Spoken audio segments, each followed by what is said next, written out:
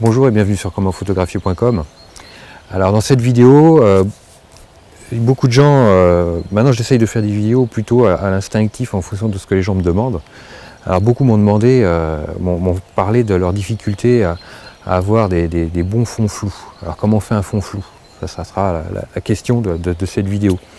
Alors une chose importante qu'il faut retenir, c'est quand on fait une prise de vue, quand vous le remarquez, quand on fait une photo de paysage, parce qu'on a eu quelques vidéos sur la photo de paysage dernièrement, on va utiliser un grand angle. Donc on va un champ de vision très large.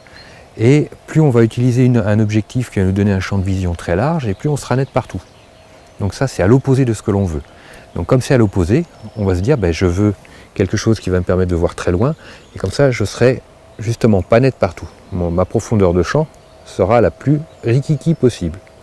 Donc pour ça, je vais utiliser des optiques au-delà de 50 mm, j'irai du 80, 100, 200 mm. Comme ça, je vais avoir toutes les chances d'avoir un fond flou. Ensuite, ce qu'il faut savoir, un truc de base, c'est que plus on va avoir un appareil photo avec un tout petit capteur, et moins j'aurai de fond flou.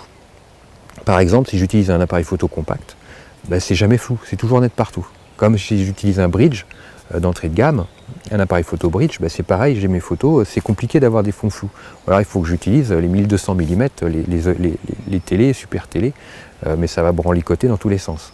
Et je ne vais rien voir. Donc plus on a un appareil photo avec un tout petit capteur, et moins je vais arriver à faire des fonds flous. Donc pour ça, il va falloir un APS-C. C'est très bien que ce soit un hybride, un réflexe, au moins un APS-C, comme ça je vais pouvoir jouer, me faire plaisir avec mes fonds flous. Ensuite, je vais utiliser donc une focale la plus longue, pas la plus longue, mais une focale assez longue, je dirais 100 mm, 200 mm.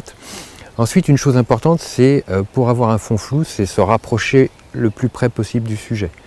Plus je me rapproche du sujet, plus je réduis ma profondeur de champ. Plus je m'éloigne du sujet, plus j'ai une profondeur de champ qui s'agrandit. Plus je serai net partout.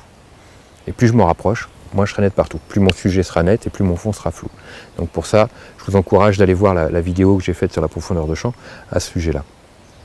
Donc voilà, pour avoir un beau fond flou, c'est je me rapproche du sujet, j'utilise une focale longue, j'utilise un diaphragme aussi, ça c'est aussi une chose importante, le diaphragme qui se referme ou qui s'ouvre dans l'objectif avec un chiffre le plus petit que possible. Plus le chiffre est petit, plus le diaphragme est ouvert. Et plus le diaphragme sera ouvert, plus j'aurai une petite profondeur de champ. C'est-à-dire que je serai net à un endroit précis, et pour le reste, ça sera flou. Donc voilà. Alors, si j'utilise des optiques qui sont vendues avec les boîtiers APS-C de série, donc on va avoir des diaphragmes à 3,5 à pleine ouverture. Donc si je suis en télé, ça sera souvent 5,6. Donc mettez 5,6, mettez le diaphragme le plus ouvert possible, et puis après faites votre photo. Et essayez de vous rapprocher de votre sujet le plus possible. Donc je récapitule, un diaphragme le plus ouvert. Donc pour pouvoir gérer ça, mettez-vous dans le mode priorité diaphragme, ça va vous aider. Donc c'est A ou AV en fonction de votre appareil photo.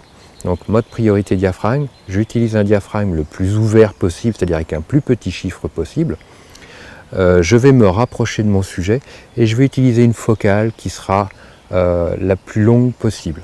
Alors après, il ne faut pas non plus faire un 400 mm pour faire, on va pas photographier la narine, mais en fonction, si vous avez un 18-200, favorisez le 200 mm, plus vous allez aller vers le 200 mm, plus vous serez flou. Après, il faut avoir le recul nécessaire, parce que si vous êtes avec un 200 mm et que vous n'avez pas de recul, vous allez faire une photographie de l'œil. Ça sera dommage. Donc c'est là où vous allez adapter. S'il y a 200 mm, vous n'avez pas le recul pour le 200 mm, prenez 100 mm. Mais plus vous allez aller vers la focale la plus longue, mieux ce sera. Mais après, on fait en fonction de ce que l'on peut. Voilà, écoutez, un petit like, moi ça me fera très plaisir. Et puis je vous dis à très vite pour une prochaine vidéo. Merci.